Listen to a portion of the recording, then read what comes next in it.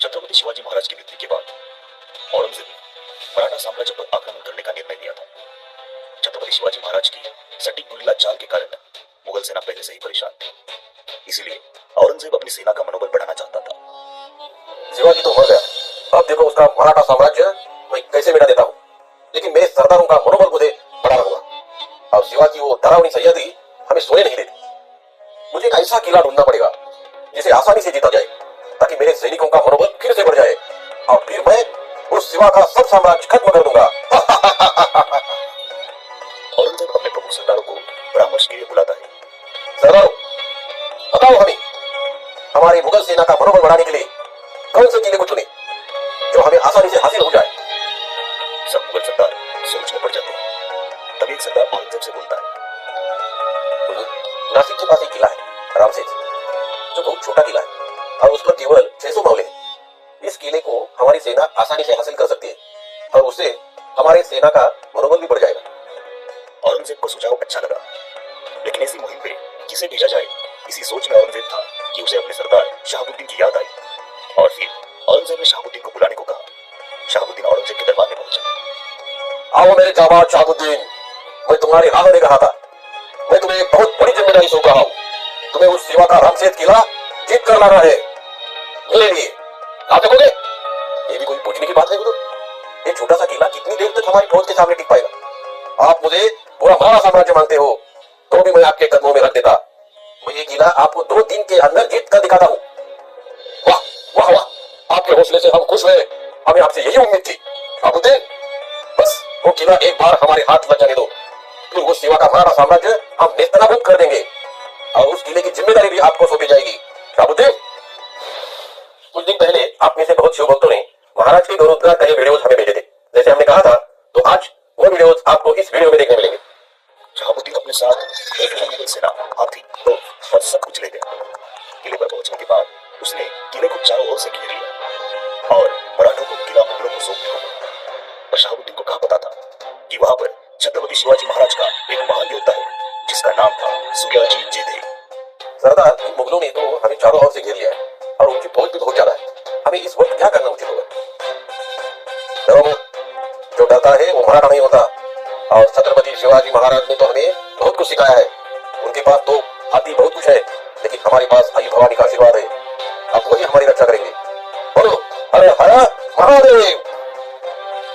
मराठा सरदार सूर्याजी अपने मावलों को सब रणनीति बता देते हैं।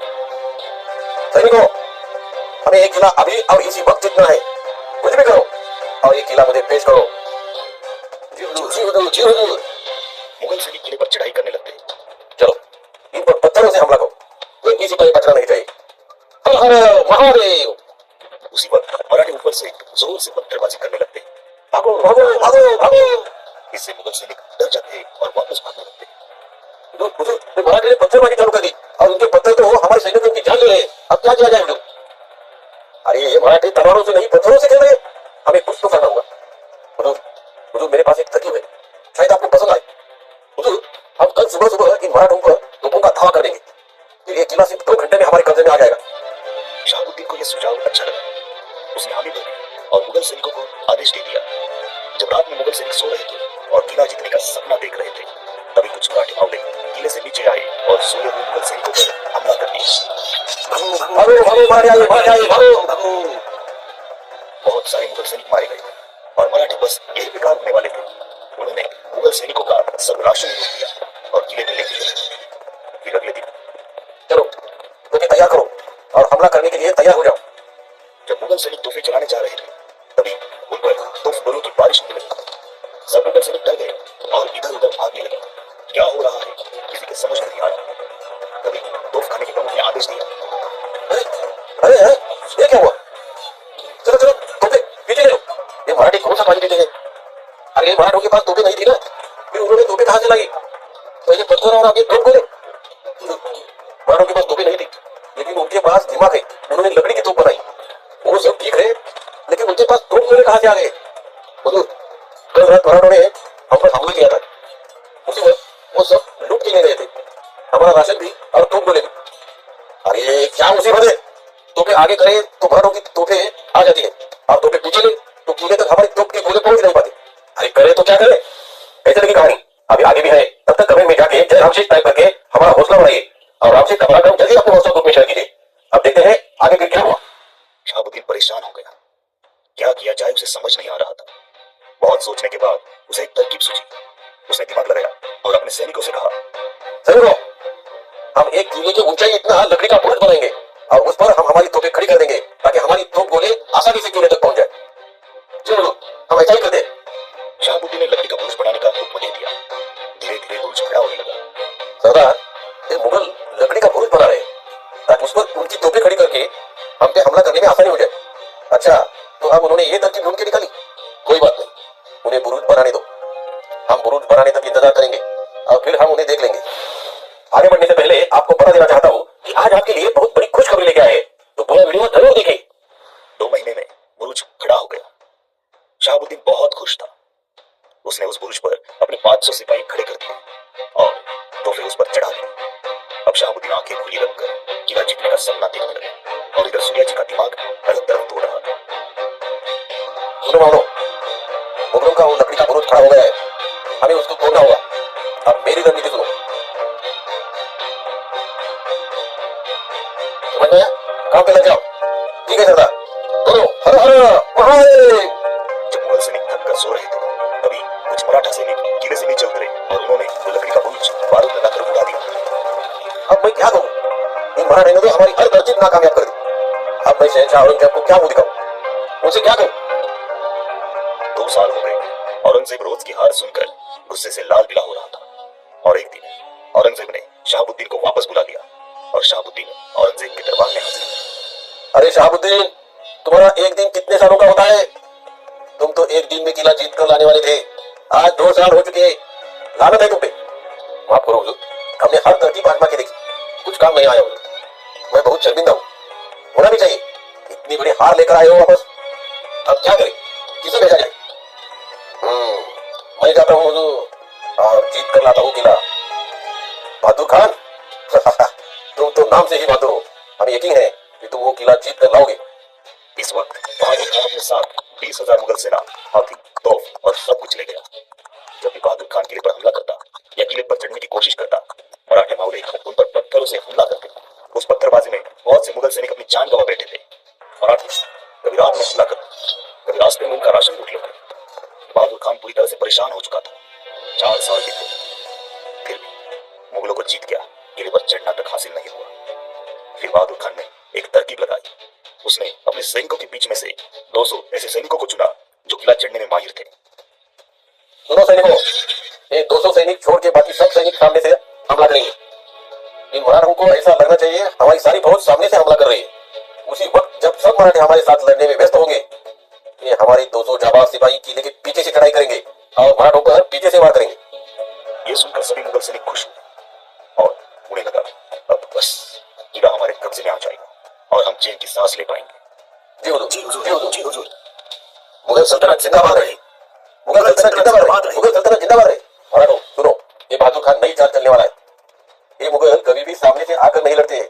इन्होंने हमेशा हम पर पीछे से वार किया है, तो इस बार हमें सावधान रहना होगा। हम में से कुछ सिपाही किले की पिछली वाली जगह पर तैनात रहेंगे। ये मुगल पीछे से वार जरूर करेंगे, जैसा आप कहे सरदार। बोलो हर हर महादेव।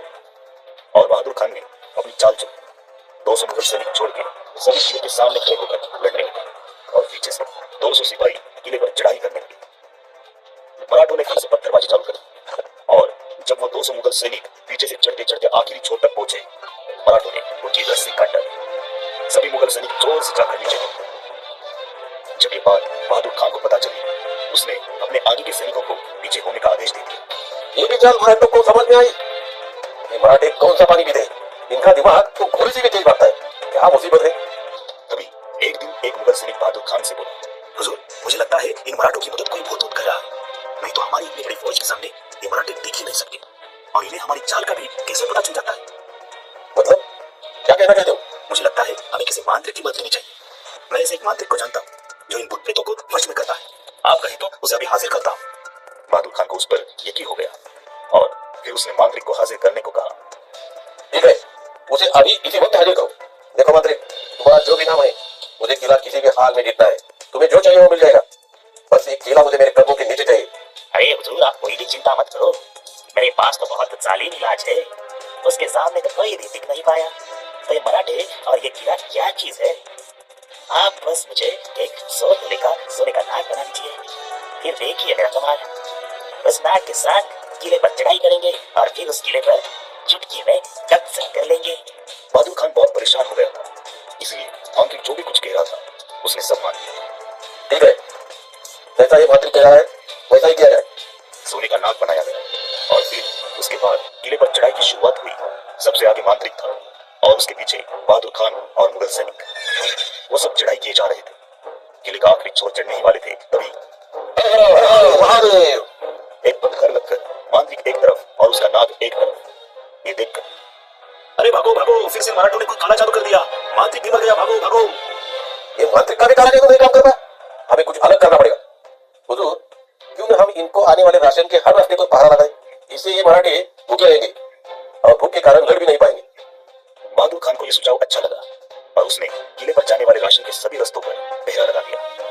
अभी देखता हूँ कैसे ये मराठे जिंदा रहते हैं। बिना कुछ खाए पिए भूखे रहेंगे तभी इनकी अकल ठिकाने आ जाएगी। मराठों का राशन खत्म होने लगा था। मराठों को मदद की जरूरत थी, तो सूर्या जी ने अपने एक मावले को मदद लाने के लिए छत्रपति संभाजी महाराज के पास भेजा। छत्रपति संभाजी महाराज की नजर रामसेज पर पहले से ही थी। वो मामला किले पर पहुंचा और छत्रपति संभाजी महाराज को सब बता दिया। छत्रपति संभाजी महाराज ने जल्द से अपने मराठा सरदार रूपाजी भोसले और मानाजी मोरे को बुलाया। तो छत्रपति संभाजी महाराज के इस कैरेक्टर को आपने बहुत ही पसंद किया। मैंने तो अपने वॉलपेपर में भी यही लगाया है और आप भी लगा सकते हैं। लेके आए हैं आपके लिए छत्रपति शिवाजी महाराज और छत्रपति संभाजी महाराज के phone and desktop wallpapers. Description में दिए लिंक पर जाके आप भी डाउनलोड करें।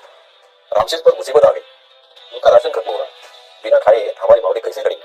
रूपा जी और मोना जी, आप 8,000 की फौज लेकर राशन के साथ रामसेज की ओर तुरंत निकले।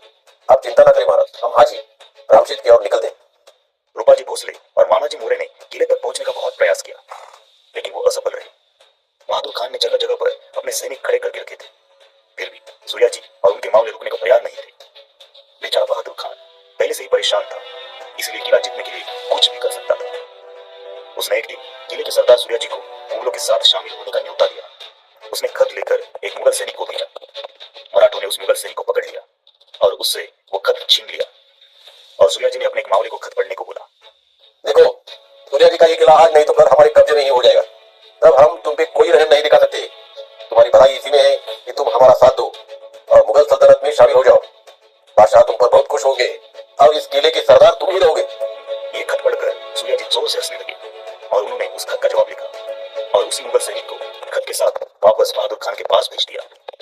हुजूर, ये मराठा सरदार तो मानने के लिए तैयार ही नहीं, उसने खत भेजा है, आप कहें तो पढ़ो। जरूर जरूर, जल्दी बढ़ो। बहादुर खान, अगर मुझे लड़ते लड़ते मरना भी पड़े तो मैं वो स्वीकार करूंगा और ये किला जब तक मैं जिंदा हूं तुम्हें कभी हासिल नहीं होगा। उससे अच्छा है तुम इसका ख्वाब छोड़ दो और लौट जाओ जहां से आए थे। तुम्हारा वो बादशाह हमें कुछ नहीं दे सकता, तुम्हारे हाथ पर वो शौक बना रहा होगा, खुद से कह रहा होगा हमारी 20,000 की फौज उन 600 मामलों का कुछ क्यों नहीं कर पा रही। हम छत्रपति शिवाजी महाराज और छत्रपति संभाजी महाराज के मामले हैं, मरते दम तक लड़ते रहेंगे और उसके बाद भी। सब करके देखा, फिर भी कुछ हासिल नहीं हो रहा था। इसीलिए यह सब होने के बाद बहादुर खान परेशान हो गया और मैदान छोड़ के वहां से निकल गया। यह थी मराठों की सबसे बड़ी जीत, जिसे औरंगजेब मामूली समझ रहा था। उस किले को भी मराठों ने 6 साल जिंदा रखा। तो कैसे लगी कहानी? महाराज और मावले अपने स्वराज्य के लिए मरते दम तक लड़े, तो उनके इस महान कार्य के लिए चलो गौरव